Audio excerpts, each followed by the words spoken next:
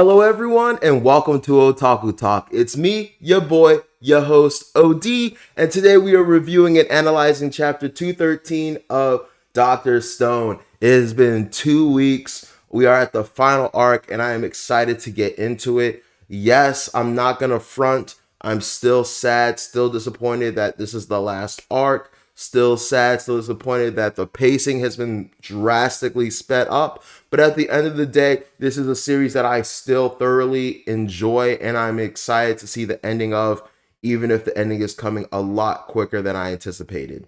Anyway, if this is your first time on this channel, or you've been here before but haven't done so already, I would really appreciate it if you could do me a solid, like, share, subscribe, bang that bell. It would mean the world to me. Honestly, it would.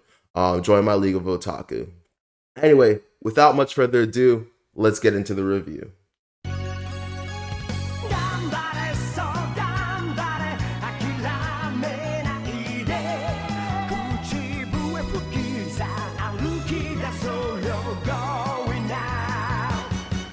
All right, so we get right into this chapter where we see the fruits of what's it called?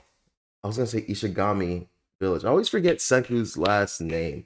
Anyway, we see the dam that we're also using for hydroelectric power. Honestly, looks completely awesome, and kind of looks like Kaseki is like welding something. So I found that to be interesting, and I wanted to get into the whole like what's he using, but I'm like, they probably did make like a blowtorch earlier, and I just forgot about it, or we're just no longer caring about the intricacies of things. So I'm not gonna front. I'm not gonna bug about that.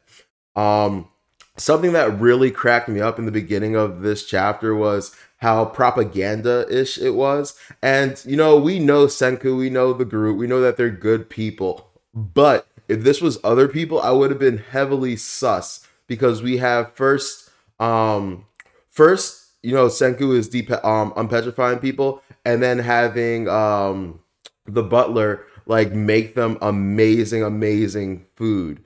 So I thought that was funny. Like, the first way to get people to like trust and love you is to feed them, and it's been thousands of years since they've last ate, so like that already gets them in your good graces. And then after that, they have Jin, the mentalist himself, telling the tales of Senku the Great. They don't call him Senku the Great, but like I was like, yo, y'all are really spreading it on thick here with this indoctrination. I get that. I get that the overall point is to catch everyone up on what's happening, motivate them to help them work and whatnot like that. But I would be remiss if I didn't mention all of that. Anyway, we get the biggest reveal of this chapter. And actually, hold on. I'm getting ahead of myself. Before we get into that, all right, I'm getting ahead of myself twice. Before the first I want to talk about is Ryusui also cracked me up because he was talking about how he wants to own media. I forget if this is before or after they introduce the television, but like everyone's like, oh, this is gonna be great. It's gonna be great for disseminating information and yada yada yada. And he's like, yes, all that, but also he who controls the media controls the world. And so that cracked me up because once again, I love how there's constantly like parallels to like things that, like I said earlier with the propaganda, where like if it was anyone else, I would be concerned. But because it's the people that we know and love and we trust, and we know that they're not up to anything nefarious or no good, that it's all right. Because that would bother me a lot. Because he's not wrong. If you control the media, you control the world. Like you saw what happened recently with Trump, and honestly, even now, where if you either put out your own news or narrative, or you refute the current news or narrative, how that can affect a populace. So I'm oh it's stuff like this that makes me sad because there's gonna be no more like world building or like plot building in terms of like that would be cool to like manipulate. Like there could be an arc about someone using their communication technology to like start a coup or something like that. But like I know that's not the point of the story. The point of the story is we got to get to the moon. We got to figure out what's going on with these Medusas, yada yada yada. But I just had to mention that. So yeah, we get introduced to the television, right? And everyone's like super excited about it. They're like, "What channels does it have?" And Seku's like, "It doesn't have any." And obviously, it doesn't have anyone because in order for a television to broadcast something, there has to be broadcasters, there has to be media, there has to be like shows going on being recorded and aired. And everyone is either petrified or all the unpetrified people are working on stuff. And they probably don't have the technology to have like whole like broadcasting studios at the moment. So like that wasn't much of a surprise. Even though I'm not gonna front, I kind of got rickrolled myself because I kind of was like, yo, is there something to watch? Is there something to watch? But no, even though I do believe that maybe this will have some kind of means as a media format later where they can watch and enjoy stuff. Maybe they do start shooting and recording stuff, and that would be super complicated and unnecessary to the plot. The true purpose of the television is it's not a television, in fact, but it is a monitor, and we get introduced to the SAL 9000, which I thought was really familiar, and I googled, and it's because it's a joke on the HAL 9000 from the Space Odyssey. Unfortunately, if you're a fan of that, I apologize. I've never seen Space Odyssey. All I know is it's about like an AI, and didn't they make like a joke about that in like Spaceballs or something else? In something where like they asked it like the meaning of life, and it was like some random number, it was like seven or something. Or maybe I'm getting my science fiction all mixed up. But yeah, we see this giant like mass of like wiring and magnets, and like you remember how like they had to make like hundreds of thousands of donuts and magnets and stuff like that. So this is the final culmination of that, or at least I thought so. It says B5 on the container, and then we get to the actual uh computer, and it is massive. And I was literally dying, and I can't, to be fair though, I'm not sure if he was saying that that part was comparative to an NES, but or like the whole thing. But when he was like, "Yeah, it's about as powerful as an NES," I was like, "Yo, this thing is as big as a room in a house." And you're telling me that like a small ass NES is as powerful? But once again, they don't have superconductors as we were told. So it's just really incredible to see how far technology has come, and how something like with, I don't want to say minuscule technology, but outdated technology, like how that compares. Like, can you imagine? Like, I have a gaming computer, right? And I can't imagine like what they would need to do with the resources they have to replicate everything my gaming laptop is capable of. And it's not even like the greatest gaming laptop, but like this thing barely had like RAM, and like it was that huge. So I found that to be hilarious. And so instantly, our boy Sai programs in some games. And I thought it was super cool how not only quickly he was able to program them, but like how they looked and his spin on the games. And something I thought was super cool as well was the fact that I remember, like you guys have seen my, if anyone who watches my Dr. Stone reviews, you probably saw the one episode where I had my brother on, who's a comp sci major.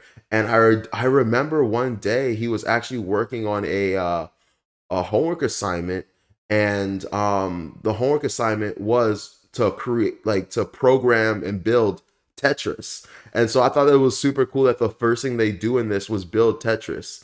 So that was just a really cool idea. We see some what's it called, uh space shooters and Pac-Man and some other stuff. So that was really cool. So now the gang has stuff to pass time with, to play, a little reminiscence of the I want to say the olden times, but they're in the Stone Age, but you know what I mean, back when technology was abundant and all that stuff. So that was really cool. So yeah, man, it looks like our computational abilities are up and at 'em. I can't wait to see how they translate the use of the computer for the space travel. I think just calculate number crunching is going to be one thing, but I think there's going to be some other utilizations of the computer as well. But man, I love the setup. The whole thing looks super clean, so that's dope. Okay, so something that I just noticed now while I was editing that I completely missed during my first recording was there's a scene here, as you can see, where they're playing chess and they're talking about how AI has it surpassed the human. They're talking about chess and how, the greatest, one of the like the first human versus computer chess match versus a chess grandmaster took place, and they thought the computer was going to do this one thing and it did a completely separate thing, and it beat the guy or whatever. And so basically we get to this idea that it surpassed the human mind, and in that moment science gave rise to an unknown. And the beginning of this, not the beginning, the title of this chapter is Unknown Known. Well, what I'm saying is that there are known knowns and that there are known unknowns, but there's also unknown unknowns. Things we don't know that we don't know. What? And all I'm getting at here is there's been many theories as to what Y Man is, and the fact that we say Y Man could be a red herring. What if it's just one of the simple things? What if it's AI? Like I've said this before, and I know a lot of people thought about this, but what if it's an AI doing what every AI in every comic cartoon has always done and decided that humans are ruining the planet, are ruining Earth, and need to be controlled? And maybe the Medusa technology is something created by an AI. And that's why it's so unique and that's why it's so advanced. So, anyway, this was a great chapter, like nothing but hype, and it just did everything in its power to get you in this like super like good mood, great like just anticipation of like what's to come next. Like we're so close to getting to space. We haven't like really reconnected with Xeno yet, so it looks like we're still taking some time on the rocket ship construction, or or just getting it here in general. It looks like we even have cranes and stuff, so that was dope. So they decide that the Medusas, they degrade, right? They decay over time. So Senku has this idea that they're gonna put it in a vacuum tube and basically just preserve the Medusa so that it can be used. And they ask, hey, is it gonna be safe? Like, can we still activate it from here? And they're like, nah, like you wouldn't be able to like hear it. And the wildest, craziest thing happens, and I just love how the mangaka completely just like subverts like the whole mood and atmosphere of the entire chapter. And all of a sudden the Medusa explodes. It explodes. Now before it explodes, it activates and petrifies everything in sight, and then explodes, which really sucks because I forget his name, but the dude who was a cop originally, but in the before the Stone Age, not only was he petrified, but the explosion destroyed his body. Now, I don't think it's gonna be a big deal. We have people that have the ability to bring you back, like to piece you back together. So I don't think it's the biggest deal. But holy shit, that was terrifying. Holy shit, that was scary. I'm not gonna front though. It would be really, really sad and really, really cool if because it is a character that they could probably get away with doing this with if he's like broken beyond repair. Like oh, I don't want to say not the first death in the series. Yeah, not the first death in the series, but it would be like a really, really out there death that like we're like, whoa. And so at first, the first thing I thought about was, oh my god, what just happened? And my brain first went to the materials the Medusa is made of. And I was like, is there some kind of material that exists that when placed in a vacuum explodes? And I googled, and there wasn't anything I could think of. And so I was like, why would this happen? I was like, why would this happen? How could this happen? What is the mangaka trying to tell us with what just transpired? And then I was like, oh my god, it might be intentionally done. It might be a security feature of the Medusas in case, I don't know, someone who tries to confront Y Man somehow takes a rocket ship to space with a Medusa on it, because what's in space? What's space? a vacuum. So if you were trying to use a Medusa in space, whether against Y-Man or maybe against wherever Y-Man is from, it simply would not work in space. So super cool.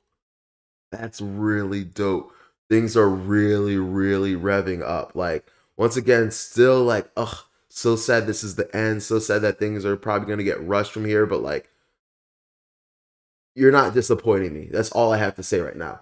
I'm not disappointed. This is going to give a lot of fans theories to think about. This is going to give people like me a lot of theories to read up on and learn about. What do you guys think? What do you guys think it means? Do you think this is an intentional um, safeguard that Y-Man put in himself, or do you think this is something that just is an inherent feature of the Medusas, that whatever race or place that Y-Man is from, they have it in there? Also,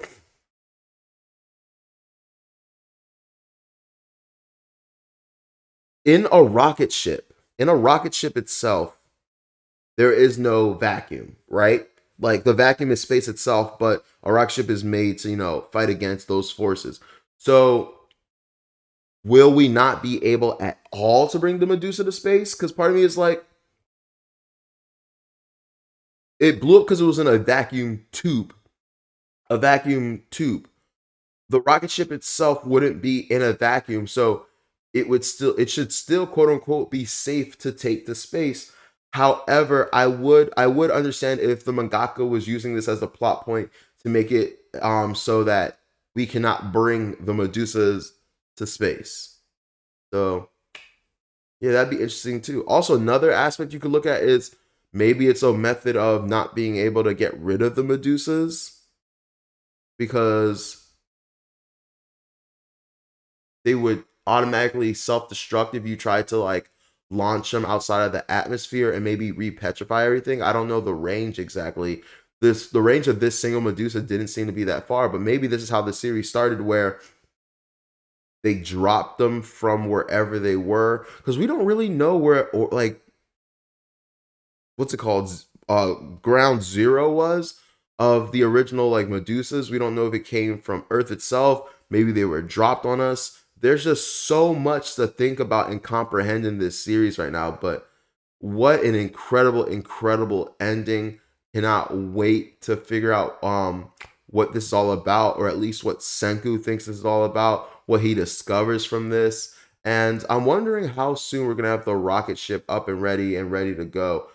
um, Part of me, if you had asked me a while ago, I would have said several chapters, right? I would have said several chapters. But just with like what's been happening recently, knowing that this is the last arc, knowing that things are being rushed, and now especially with the Medusa blowing up in a vacuum tube, like, it just feels like, okay, we gotta get the fuck to the moon now. So I'm gonna leave the review here for now. Great chapter. Cannot wait for next week. Super excited. What did you guys think about this chapter? What did you think about the Medusa blowing up? Do you guys think that the Sal 9000 is going to have some kind of alternative use besides video games and crunching numbers for the space travel? And yeah, what do you think about, everyone that's been depetrified? Do you think the mangaka is going to do anything with that in terms of different ideologies and viewpoints, abuses of the technology that Senku has provided people? Are we going to get more utilization out of the hydroelectric dam? Because, the spaceship and like the computer are going to need a lot of energy to run, but I'm sure that this would be a great opportunity to create other electronics and other things to improve their quality of life. So yeah, man, I'm excited to see where we go from here. Anyway, thank you guys for watching. I really appreciate it. This has been Otaku Talk. I'm your host, OD, and have a great day. Please make sure to like, share, subscribe, bang that bell. It would mean the world to me. Peace.